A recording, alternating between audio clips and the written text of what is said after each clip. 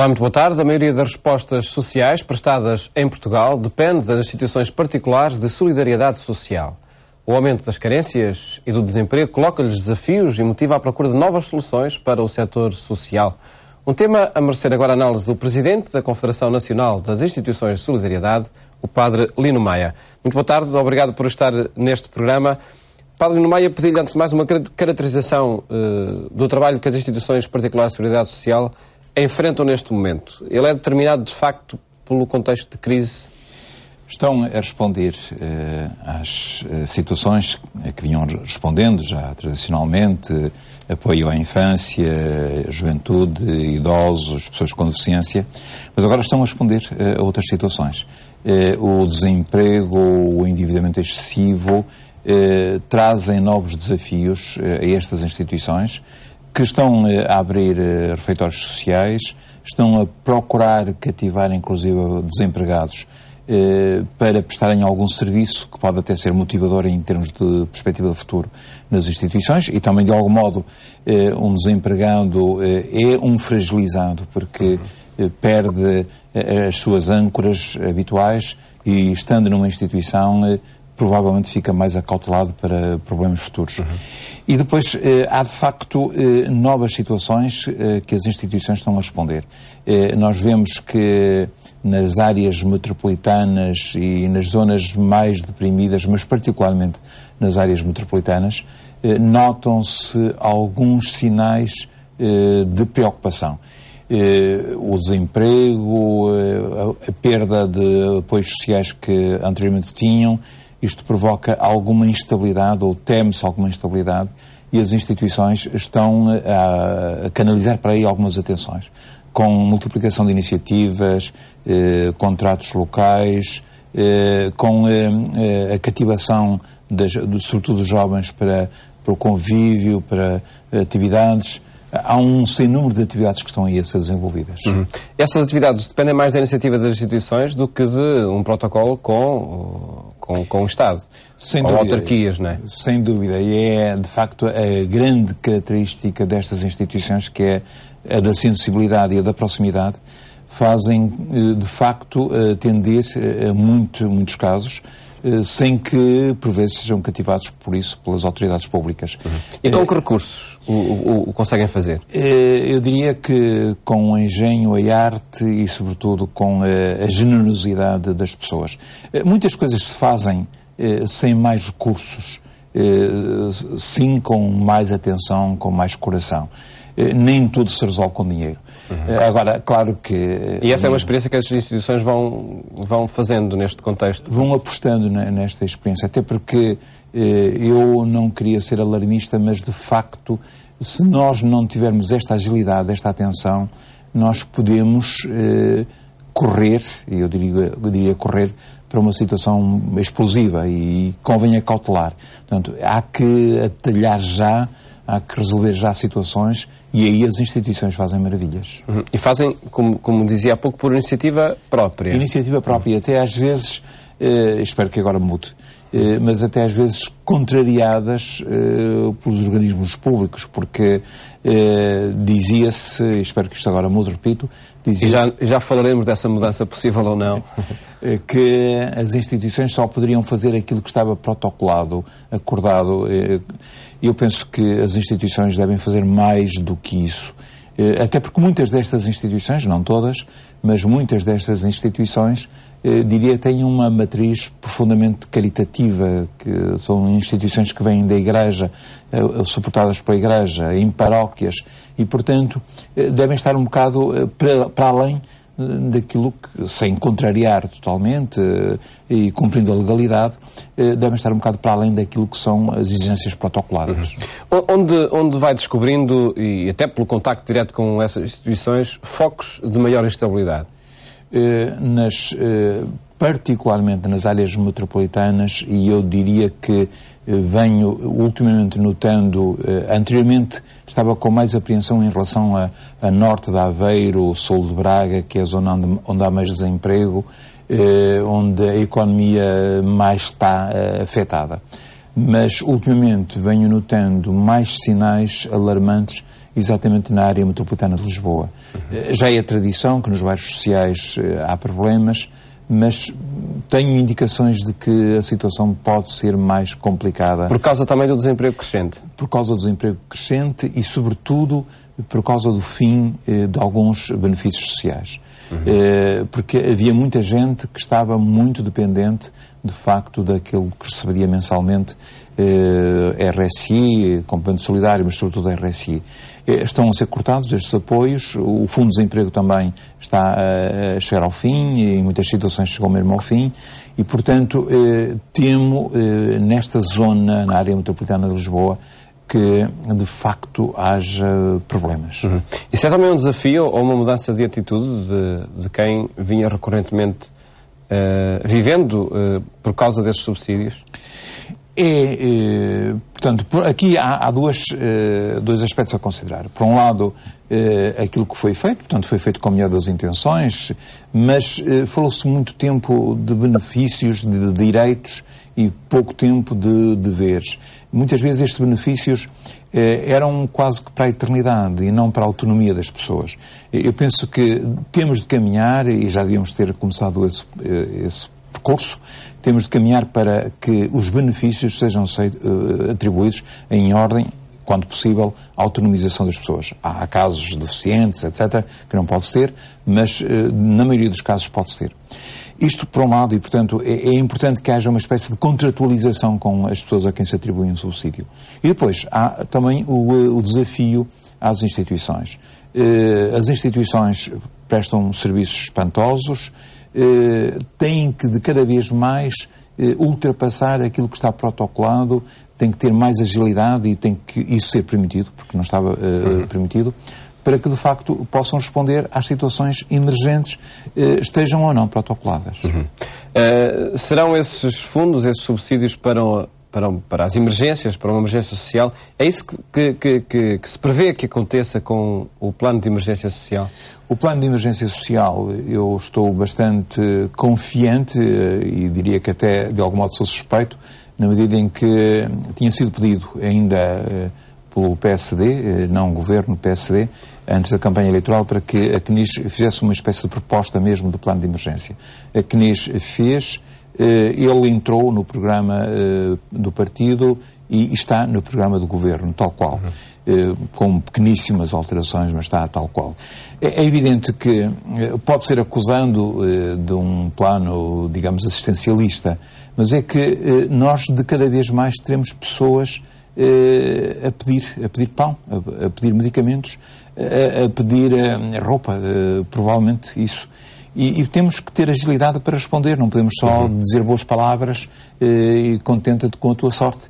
Eu penso que é evidente que este programa de emergência não é a panaceia para todas as situações, mas é, como diz de facto o programa, é para uma emergência, para situações emergentes. Não prevê essa autonomia que é preciso...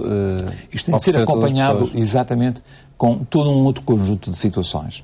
Eu penso que aquilo que o plano prevê é, de facto, situações pontuais a nível da aldeia, de paróquia, as instituições estão ali ainda muito próximas e veem quais são os casos e, portanto, por um caso pontual terão agilidade suficiente para responder. Mas agora, tem que ser promovido todo um outro esforço no sentido de autonomização das pessoas para que as pessoas criem o seu próprio posto de trabalho. E já há iniciativas muito interessantes nesse sentido. Até é promovido por dioceses. A Diocese de Porto, portanto, por exemplo, tem uma iniciativa muito interessante para a promoção da criação do próprio posto de trabalho. A CNIS também já tem um programa nesse sentido e nós vamos exatamente propor ao Governo que sejamos apoiados no sentido de continuar a apostar na promoção do próprio posto de trabalho. Evidentemente que, aliás, o futuro não será o das grandes empresas, será o das muitas e pequenas iniciativas. Há pequenas iniciativas que foram abandonadas, pequenas atividades comerciais e económicas que foram abandonadas, o concerto de calçado, da roupa, turismo, culinária, a cultura da vinha e do vinho, há muitas coisas que podem ser promovidas. E podem subsistir diante da concorrência internacional e diante da globalização? Sem dúvida, porque serão respostas de vizinhança, de proximidade. Eu penso que, de facto, este é muito o caminho. É evidente, temos de ter ao lado grandes empresas, com certeza, mas de cada vez mais as pessoas precisam destas respostas de proximidade. Acabou o tempo em que se ia, num tempo de saldo, comprar tudo e punha-se depois no guarda-fatos à espera do novo saldo, e, entretanto, punha-se depois tudo no contentor. De cada vez mais as pessoas terão de usar aquilo que compram e procurar, isto a título de exemplo, e procurar beneficiar aquilo que adquiriram. Isto em nível de roupa, a nível de calçado, há muitas terras que foram abandonadas no nosso interior e até nas zonas metropolitanas. Já estão com misericórdias, por exemplo, a fazer experiências de hortas solidárias, em que as pessoas cultivam um canto, têm as suas coisas e depois há um apoio da própria misericórdia para comercializar também. Eu penso que temos de apostar muito nestas iniciativas. Voltando a esse plano de emergência social, para o qual a CNIS, as instituições de solidariedade social deram um grande contributo, ele foi elaborado a partir de que pressupostos? Que estudo foi feito para elaborar o plano? Nós temos já uma experiência piloto, diria assim, que procuramos replicar. Há uns anos, há 20 anos atrás, Setúbal passou uma época bastante difícil e foi criada, de facto, uma resposta deste tipo. Nós replicámos-la e procuramos que fosse aplicada a todo o país.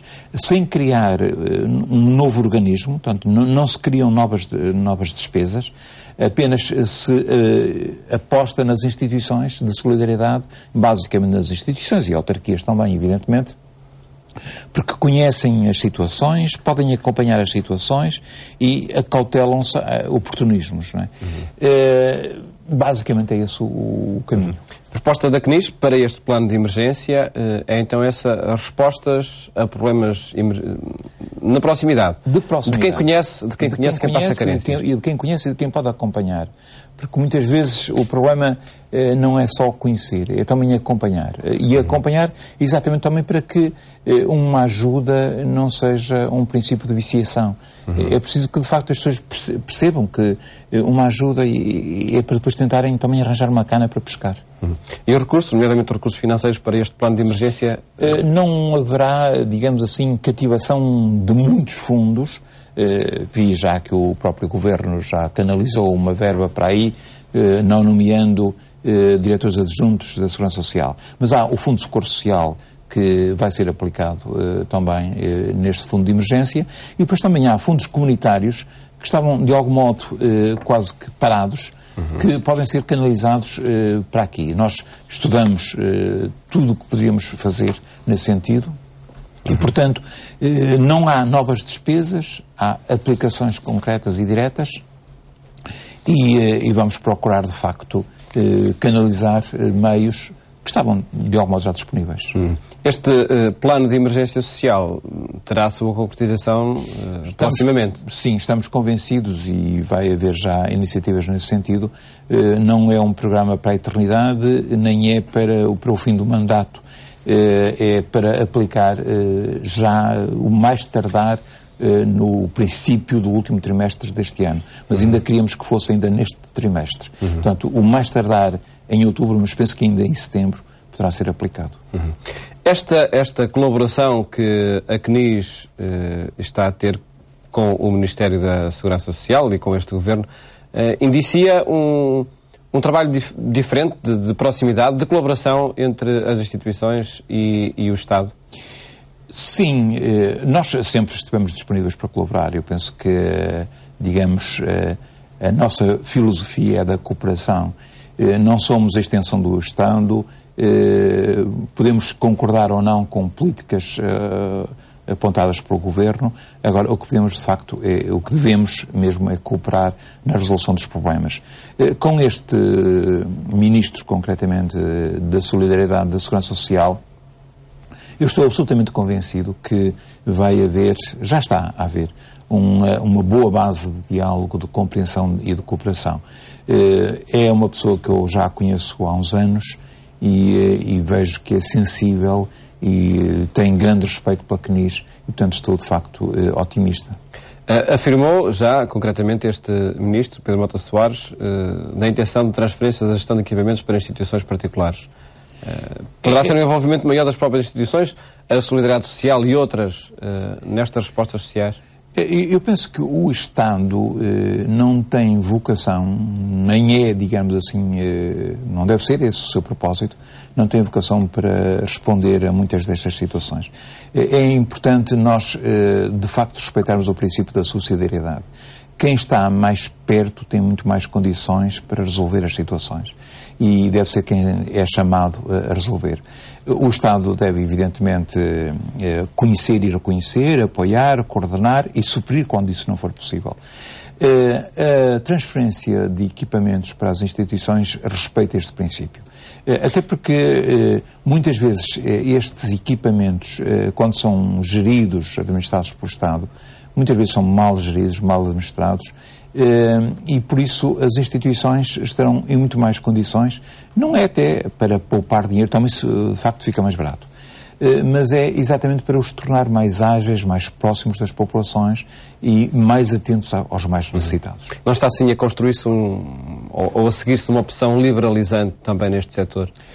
É claro que a questão vai-se colocar se é uma opção liberalizante e anteriormente era socializante. O tão falado de Estado Social que se pode ir destruindo, não é? Eu penso que não se pode destruir o Estado Social. Agora, o que nós temos é de falar mais neste momento em Estado solidário do que em Estado Social. O Estado Social, que é um bem, não estou a pôr em causa, eu sou um defensor do Estado Social, mas neste momento, e talvez nos próximos anos, teremos de falar bastante mais da solidariedade e, portanto, de um Estado solidário do que de um Estado social. O que é que isto significa? É que tem de haver universalidade de serviços, de respostas. Isso não há a menor dúvida. Não significa que a universalidade significa também gratuitidade para todos. É preciso que aqueles que mais podem, comparticipem, para que aqueles que menos podem tenham acesso aos benefícios. Porque, no fundo, aquilo que nós temos feito é a gratuitidade, leva muitas vezes até ao despesismo, um bocado à dependência, ao considerar que isto vai se eternizar sempre e não se torna sustentável neste momento. Como as coisas estão, não é sustentável. E por isso, eu penso que temos de falar muito mais de um Estado solidário, benefícios, ou melhor, universalidade de serviços, de respostas, correspondência adequada às possibilidades de cada um. Envolvendo as instituições privadas nessas respostas. Exatamente. Aqui também aplicamos, aliás já vínhamos aplicando, todas as pessoas têm possibilidade de aceder aos serviços das IPS, agora pagam conforme as suas possibilidades. Há muitos que estão gratuitos, e essa até é a nossa vocação, é privilegiar os mais carenciados. Agora, aqueles que podem comparticipar, devem comparticipar e, aspecto novo, se puderem pagar na totalidade, devem pagar na totalidade dos serviços. Essa é uma definição política diferente daquela que existia até alguns meses atrás. Acredita que é possível aplicá-la e fazer um desvio na marcha de forma tão ágil para que os serviços funcionem? É imperioso, sobretudo neste tempo, não é? É imperioso e urgente que caminhamos mesmo. E não é tão difícil como aparentemente pode parecer. É uma questão de coragem e de nós concordarmos. A defesa, para mim, a defesa de um Estado social, como nós tínhamos pensado, passa exatamente por esta via, por Estado solidário. Para que, de facto, tenhamos, no imediato e no futuro, tenhamos, de facto, universalidade de serviços, porque senão há uma implosão. Claramente. Por exemplo, na saúde, há a ameaça de que taxas moderadoras aumentem, etc. Isso pode ser uma ameaça também, ou um indício dessa implosão? Pode ser, e eu aqui em relação a... Mas parece que esse aumento vai acontecer. vai acontecer. E agora, eu aplicava também aquilo que disse aqui em relação a taxas moderadoras na saúde. As taxas moderadoras podem ser, de facto, cegas e surdas, não é? É preciso que, de facto, quem não pode pagar tenha acesso gratuito e em igualdade de circunstâncias, portanto, um bom acesso aos melhores serviços. Isso é importante. E quem pode pagar, então, que pague. Portanto, não pode ser uma taxa moderadora cega e surda. Tem de haver aqui também solidariedade, porque senão, então, caminharemos mal e será o tal, não diria um Estado liberalizante, mas será um liberalismo que leva, de facto, à destruição do mais fraco, do mais pobre, do menos ágil. Não será esse um risco? Temos de impedir isso. O capitalismo selvagem não pode ser o caminho para que nós vamos. É importante que, de facto, haja sempre uma privilegiação das pessoas e uma beneficiação dos mais carenciados. Sobretudo vimos que em muitos setores, muitas palavras levaram à palavra parecida, mas terminando em ismo. É que isso também, esta via liberalizante não poderá levar a esse liberalismo. Temos de impedir isso e eu penso que ninguém melhor que as instituições de solidariedade poderão não só alertar, mas também dar, de facto, sinais de que essa não é a via. Foi um grande sinal o que o Congresso deu, e porque temos já muitos poucos segundos para falar nisso, mas o Congresso no mês de maio foi um sinal dessa via da solidariedade para Portugal. Foi um grande sinal. Aliás, quando nós pensamos no Congresso, demos algum título, Rumo Solidário para Portugal, e não estavam sequer pensadas eleições. Foi há um ano, fomos sempre apontando a data maio, junho, e logo na altura, há um ano, eu também já dizia, nessa altura vamos ter eleições.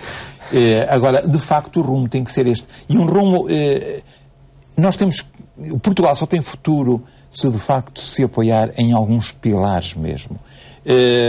A família, a educação, a solidariedade, tem que ser pilares de construção deste país.